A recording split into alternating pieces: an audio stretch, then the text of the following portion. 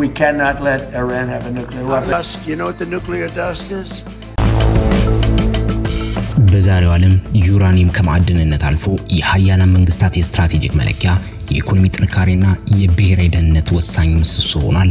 አሁን ባለንበት ሁኔታ ዩራኒየም በቀላሉ የኃይል ምንጭ ተብሎ የሚታለፍ ሳይሆን ዓለም አቀፍ የኃይል ሚዛንን የሚወስን የጂኦፖለቲካዊ ቁማር ዋና አጀንዳ ነው። ዓለማችን ከአየር ንብረት ለውጥ ጋር በተያያዘ ከቅሪተ ነዳጅ ወደ ንጹህ ኃይል ለመሸጋገር በምትጥርበት በዚህ ወቅት ኒውክሌር ኢነርጂ እንደ አማራጭ ብቻ ሳይሆን እንደ መሰረታዊ የኃይል አቅርቦት እየታየ ነው። በተለይ እንደ አርቲፊሻል ኢንተለጀንስ AI ያሉ ዘመናዊ ቴክኖሎጂዎች የሚጠይቁት ከፍተኛ የኤሌክትሪክ ኃይል የኒውክሌር ኃይል ማመንጫዎችን እንደገና ማዕከላዊ አድርጓቸዋል። ካናዳ፣ ካዛኪስታን እና አውስትራሊያ የዚህ አቅርቦት ሰንሰለት ዋና አምዶች ቢሆኑም ማዕድኑ ወደ ኃይልነት የሚቀየርበት ሂደት ግን የከረረ ፉክክር የሚታይበት ሜዳ ነው።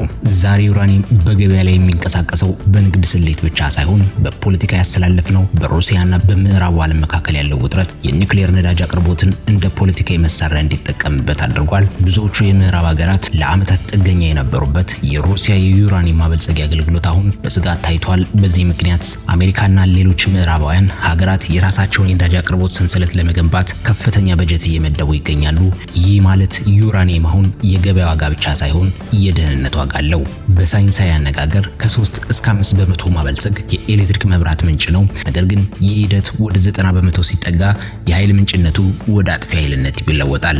የጂኦፖለቲካዊው ስጋት የሚመጣውም እዚህ ላይ ነው። አንድ ሀገር የዩራኒየም ማበልጸጊያ ቴክኖሎጂን በተለይም ሴንትሪፊውጆችን በባለቤትነት መያዙ በዓለም አቀፉ ማህበረሰብ ዘንድ እንደ አቅም ያለው ስጋት ይቆጠራል። በተለይም ኢራንና ሰሜን ኮሪያን የመሳሰሉ ሀገራት ባላቸው የኒውክሌር ፕሮግራም ዙሪያ የሚነሳው ዲፕሎማሲያዊ ግፊት የኒውክሌር መበራከት አሁንም በዓለም ሰላም ላይ የተደቀነ ትልቅ ፈተና መሆኑን ያሳያል። ዩራኒየም የዓለምን ኃይል ፍላጎት የሚያረካ የወደፊት ነዳጅ ቢሆንም በተመሳሳይ ጊዜ በሰው ልጅ እጅ የሚገኝ አዳኝ ወይም አጥፊ ቁልፍ ነው። የዓለም መሪዎች ይህን ማዕድን ለሰላማዊ ዓላማ ብቻ እንዲውል የሚያደርጉበት ዓለም አቀፍ የቁጥጥር ስርዓትና ሌሎች ስምምነቶች እየተፈተኑ ነው። የሰው ልጅ የቴክኖሎጂ ብቃቱ ከፖለቲካዊ ጥበቡ በላይ ሲያሳድግ ዩራኒየም የከተሞች መብራት ሳይሆን የዓለም መቃብር ታሪክ ሊሆን እንደሚችል ታሪክ ያስተምረናል።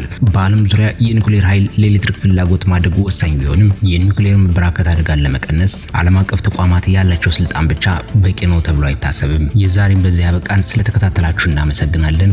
አስተያየታችሁን ኮሜንት ላይ አስቀምጡልን። እንቶኒ ሚዲያን ሰብስክራይብ በማድረግ በየዕለቱ አዳዲስ መረጃዎች ሲለቀቁ እንዲደርሱ ማድረግ ይችላሉ። እስከ ቀጣዩ ዘገባ ድረስ ሰላም ቆዩ።